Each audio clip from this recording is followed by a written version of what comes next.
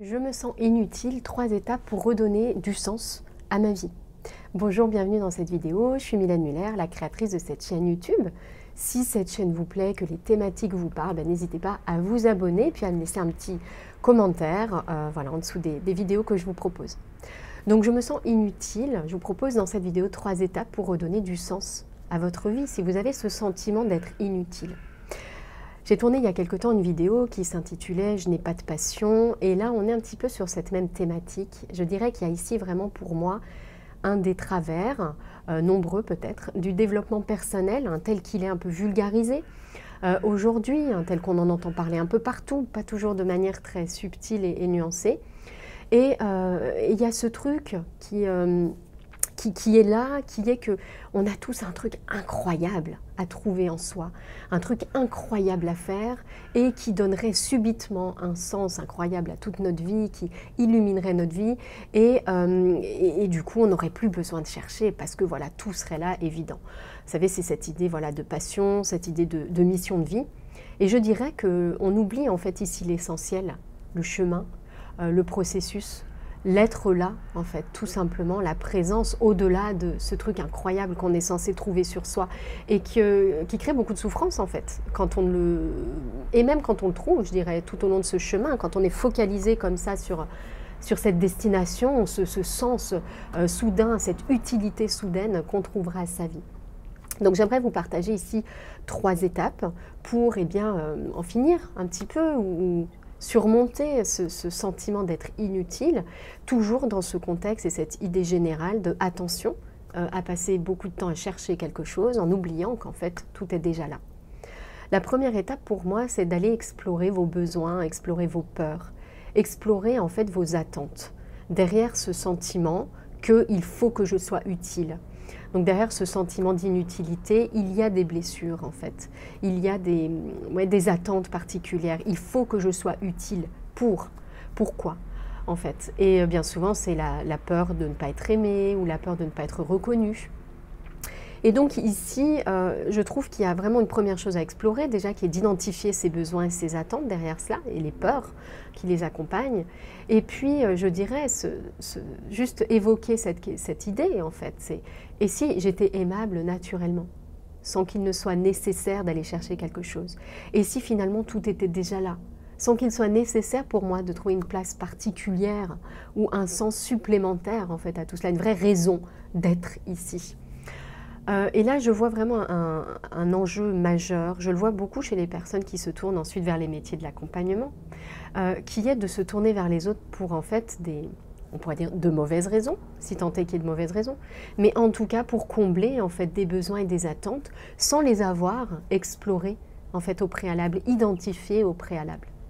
Donc ça pour moi c'est vraiment la première étape, c'est prendre le temps d'explorer ce besoin d'être utile. La deuxième étape que je vois, c'est d'essayer une proposition, on pourra dire, d'essayer une pratique de coaching pour renverser un petit peu cette question-là. Et donc cette pratique de coaching, elle consiste à vous poser cette question. Et si j'étais, au contraire, à chaque instant, profondément utile, à quoi ça ressemblerait? Quelle forme ça prendrait?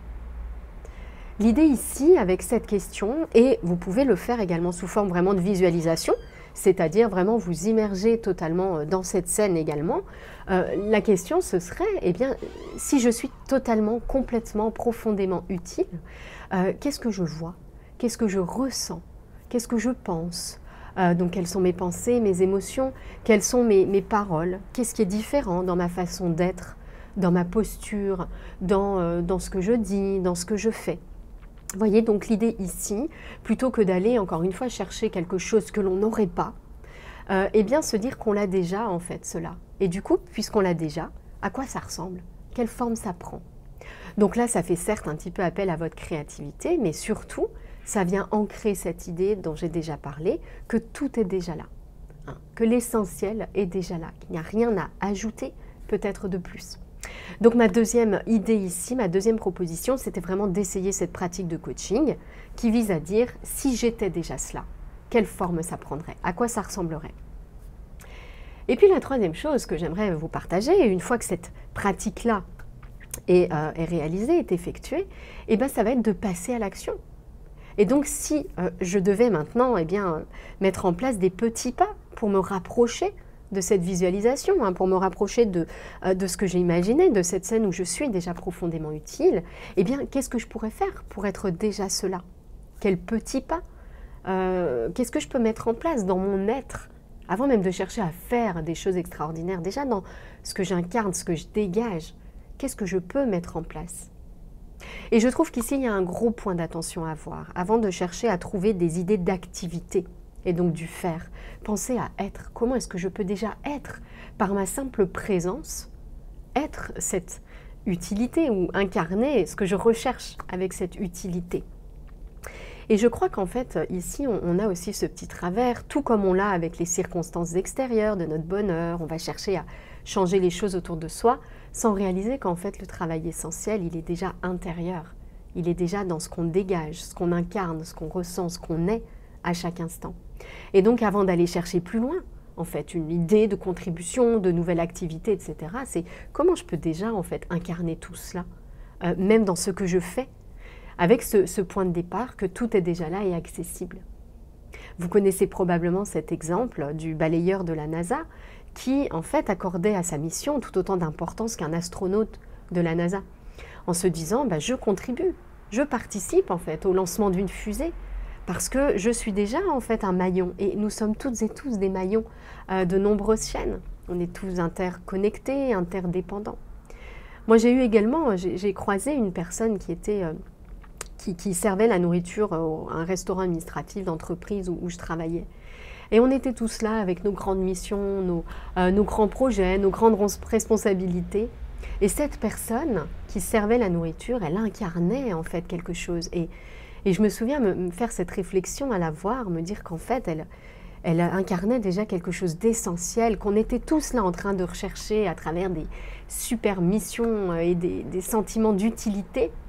Et en fait, on pouvait déjà incarner et donner à chaque instant énormément de choses. Donc voilà ce que je souhaitais vous partager sur ce sentiment de se sentir inutile, cette impression. Si c'est quelque chose qui vous parle, parce que là on est vraiment en train de parler de croyances, déjà de croyances qui nous limitent, je vous propose un kit pour identifier et transformer vos croyances limitantes. On va vous mettre le lien en dessous de ce kit qui est une mini-formation gratuite. Un kit assez complet de travail en fait autour de quel est ce type de pensée que je vais cultiver sur moi, sur ma vie et qui m'empêche en fait d'avancer et qui est vraiment un frein, un blocage et donc comment faire ensuite ce travail autour de ces croyances limitantes. J'espère que cette vidéo vous a plu, que ça vous a ouvert des pistes. Je vous invite vraiment à faire ces différentes pratiques, à les suivre étape par étape pour réaliser ou prendre conscience de tous ces changements qui sont déjà à l'œuvre en vous. Très belle journée à vous, à bientôt dans une prochaine vidéo.